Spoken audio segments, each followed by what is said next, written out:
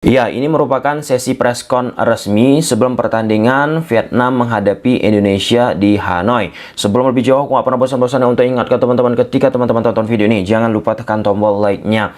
Kita sudah mengetahui skor akhir pertandingan Timnas Indonesia melawan Vietnam di GBK. Ya, Indonesia menang dengan skor akhir 1-0 lewat gol yang dicetak oleh Egy Maulana Fikri. Di video ini kita akan mengelaborasi beberapa poin yang disampaikan oleh Philippe Troussier, pelatih Vietnam, dan Sintayong, tentunya pelatih Timnas Indonesia, jelang menghadapi pertandingan kedua. Di momen ini Timnas Indonesia bertandang ke Hanoi, kandang Vietnam.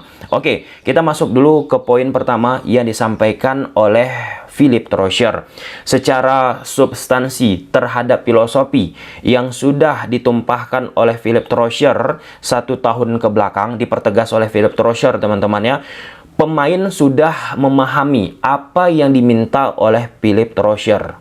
Namun yang paling penting, ketika filosofinya sudah dituangkan, sudah dicerna, sudah dipahami oleh pemain-pemain Vietnam, Philippe Troussier ingin pemain tersebut bertanggung jawab atas apa yang ia minta di atas lapangan, teman-teman. Dan salah satu tanggung jawab yang perlu diperhatikan oleh pemain Vietnam, bagaimana konsentrasi dalam menghadapi attacking yang dilakukan oleh lawan. Dalam momen ini misalnya di pertemuan pertama, Timnas Indonesia berhasil menciptakan gol lewat situasi pertama ya, lemparan jauh yang dilakukan oleh Pratama Arhan. Nah, salah satu momen yang paling krusial mengantisipasi kechaosan yang berasal lewat lemparan ke dalam yang dilakukan oleh Arhan, bagaimana pemain tersebut berkonsentrasi. Oke, dan Philippe Troussier pun menambahkan, ia nggak bisa bermain. Jadi, ia meminta pemain-pemain Vietnam yang sudah memahami apa yang diinginkan oleh Philippe Troussier bertanggung jawablah. Nah, untuk Philippe Troussier memang kita harus mengakui, teman-teman, kebelakangan ini banyak tekanan-tekanan yang menuju ke posisi Philippe Troussier. Bukan hanya fans dari Vietnam, namun pengamat pundit sepak bola yang ada di Vietnam mengatakan langkah yang dilakukan oleh Philippe Troussier 1 tahun kebelakangan ini bersama Timnas Vietnam sangat ekstrim. Nah, apa ekstrimnya, Bang Tom? For your information, beberapa pemain-pemain veteran ataupun pemain senior yang dimiliki oleh Vietnam masanya Park Hang-seo itu dipotong oleh Philippe Troussier. Digunakanlah pemain-pemain muda.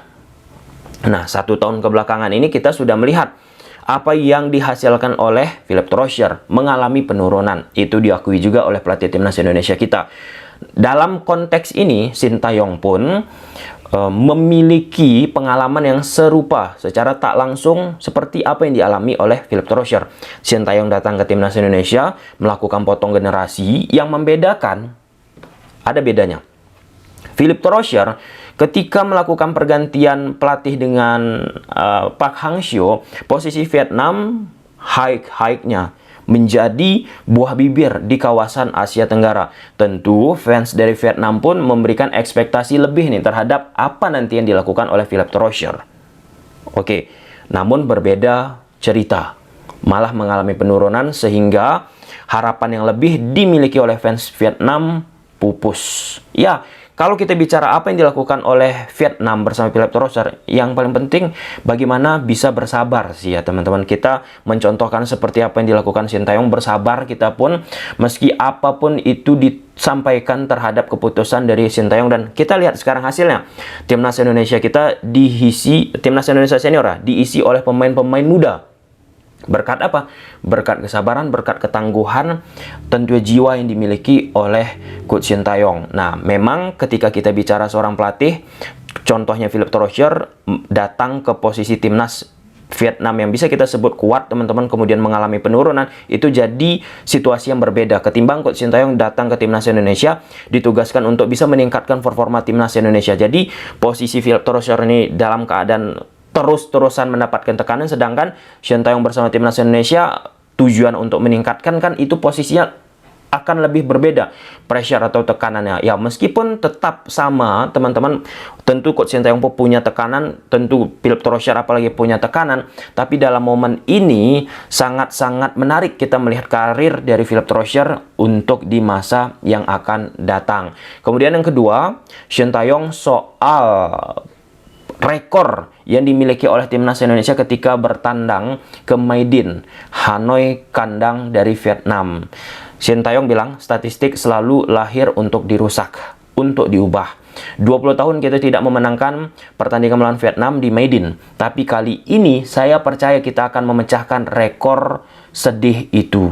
Wah, pertandingan besok adalah paling penting bagi kami tahun ini. Kami akan melakukan yang terbaik, kami datang ke sini untuk menang. Ya, menarik aja ya teman-teman. Rasa percaya diri yang disampaikan oleh Coach Sintayong ini pun mempertegas apa yang sudah disampaikan oleh Coach Sintayong beberapa waktu yang lalu. Sintayong bilang di pertemuan pertama di GBK timnas Indonesia akan mengalami kesulitan, namun di Hanoi disebut oleh pelatih Sintayong akan lebih mudah bagi timnas Indonesia. Aku menunggu apa yang akan disajikan oleh Coach Sintayong sehingga Coach Sintayong bisa mengatakan akan lebih mudah. Aku nggak katakan mudah banget, pasti ada sulit juga teman-teman di pertandingan di kedua menghadapi Vietnam di Hanoi. Sintayong juga katakan pertandingan sulit, tapi lebih optimistis nih Coach Sintayong di pertemuan kedua. Jadi kita akan sangat menantikan apa yang dilakukan oleh Coach Sintayong.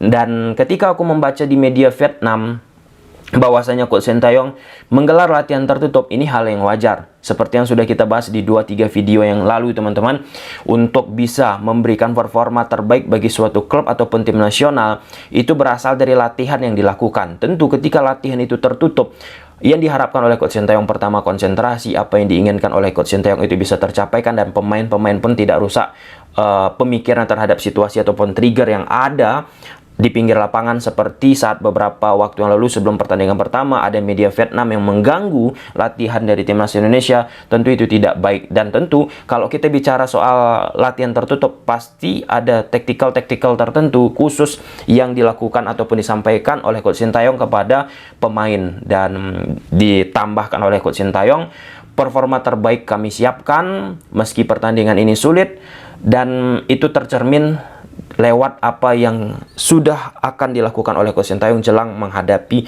Vietnam. Kemudian yang ketiga, pelatih Vietnam ini salah satu yang menarik aku rasa teman-teman.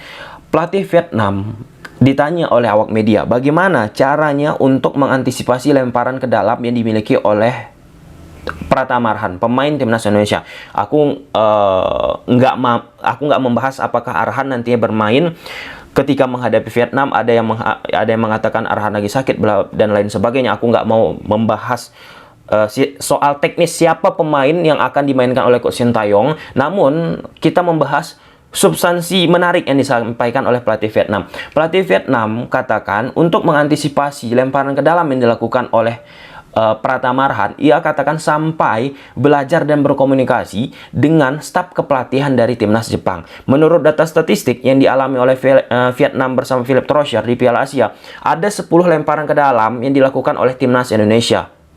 Itu tidak ada satupun yang berhasil dikonversi oleh timnas Indonesia, dan akhirnya 1 gol timnas Indonesia berasal dari tendangan penalti. Kemudian dikomparasikan oleh Philipp Trossard. Namun ketika kami menghadapi Indonesia di kualifikasi Piala Dunia di Stadion Gelora Bung Karno teman-teman, kami hancur dengan 1 lemparan ke dalam yang dilakukan oleh Pratama Arhan. Ini yang di poin itu diminta oleh Philipp Trossard agar pemainnya berkonsentrasi. Soal lemparan ke dalam ini sebenarnya sudah banyak part-part yang kita bahas. Apa kelemahan Pratama Arhan lemparan ke dalamnya dan lain sebagainya. Aku berharap teman-teman sudah menonton video tersebut. Tinggal scroll aja Tommy Deski lemparan ke dalam Pratama Arhan. Salah satu tujuan yang paling berbahaya memang dari lemparan ke dalam Pratama Arhan, tentu Arhan mencoba mencapai sasaran tujuan ke siapalah pemain yang sudah diincar lewat skema latihan yang dilakukan oleh Pratama Arhan bersama timnas Indonesia, baik itu dengan pemain postur tinggi ataupun harus menggunakan slice header. Ada tujuan orang pertama, kemudian tujuan orang pertama ini memberikan bola selanjutnya kepada orang kedua, dan yang ketiga ini teman-teman memunculkan ke kawasan. scrimmage dari lemparan ke dalam. Nah, kalau kita lihat proses banyaknya kejadian-kejadian akhir-akhir ini yang didapat oleh timnas Indonesia, gol ataupun peluang lewat lemparan ke dalam, kecawasan itu menjadi salah satu senjata yang dimiliki oleh timnas Indonesia. Gol Indonesia melawan Jepang, kemudian gol Indonesia ke gawang Vietnam, itu dari kecawasan yang bisa dikonversi. Hal-hal itu mengingatkan aku seperti dicontohkan banyak oleh Liverpool, menciptakan banyak gol, menciptakan banyak peluang lewat kecawasan yang mereka lakukan, itu sangat efektif. Kemudian yang keempat, pelatih Vietnam Philip Torosar bilang, lolos tidaknya kami untuk posisi sekarang sebelum menghadapi Indonesia ini teman-teman, tergantung kami sendiri. Ini Vietnam ini statusnya belum ada menggantungkan diri ke posisi negara lain teman-teman. Nah, jadi harapan yang diinginkan oleh Philip Torosar ya menang, sehingga optimis bisa lolos ke babak selanjutnya, karena selanjutnya mereka bermain di laga kandang. Dan Philip Torosar menganggap Sintayong bersama timnas Indonesia hanya perlu hasil imbang, sudah menjadi keuntungan bagi timnas Indonesia. Hal itu harus harus diredam teman-teman. Tentu kalau misal timnas Indonesia bisa mencuri poin di pertandingan ini, makin menyulitkan posisi dari Vietnam. Kemudian yang kelima, Philip Torosar melakukan analisis terhadap permainan yang dimiliki oleh Coach Sintayong, dan di mana Philip Torosar menyebutkan gaya permainan dari timnas Indonesia ini cukup menarik. Bisa bertahan kemudian melakukan counter attack, dan bisa sesekali melakukan kejutan lewat permainan cepat ataupun proaktif. Ini khas dari Coach Sintayong yang aku rasa bukan lagi menjadi rahasia umum yang sudah kita bahas berkali-kali teman-teman. Dan itu disampaikan oleh Bang JJ, translator dari Coach Sintayong, beberapa bulan yang lalu kepada kita lewat kanal YouTube Tommy Deski. Dan yang terakhir, statement dari Coach Sintayong yang aku rasa ini terakhir kali disampaikan oleh Coach Sintayong juga ketika timnas Indonesia bermain di kandang Vietnam.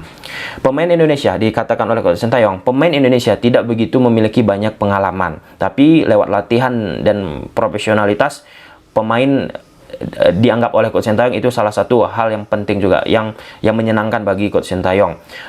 Namun dengan ketidakada pengalaman tersebut ataupun belum begitu banyak pengalaman, ditopang dengan pemain-pemain keturunan, pemain-pemain diaspora yang sudah bermain di Eropa. Nah, ini menarik karena terakhir kali timnas Indonesia bermain di Hanoi bersama Coach Sintayong, performa timnas Indonesia tidak prima. Coach Sintayong katakan pemain timnas Indonesia belum memiliki pengalaman, sehingga Coach Sintayong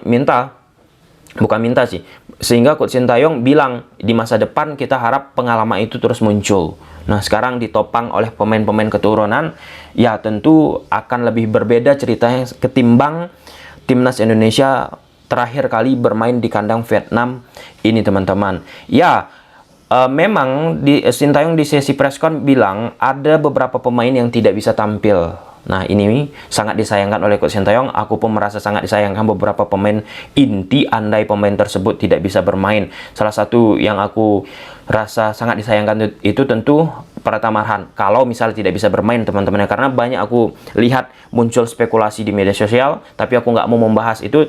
Kalau kita bicara semua pemain timnas Indonesia yang sudah dipanggil, maka pemain tersebut pemain terbaik, harusnya mereka bisa memberikan kontribusi yang luar biasa di atas lapangan bersama timnas Indonesia. Oke, sampai sini aja dulu teman-teman videonya. Gimana menurut teman-teman? Coba silahkan tulis di kolom komentar. Bye.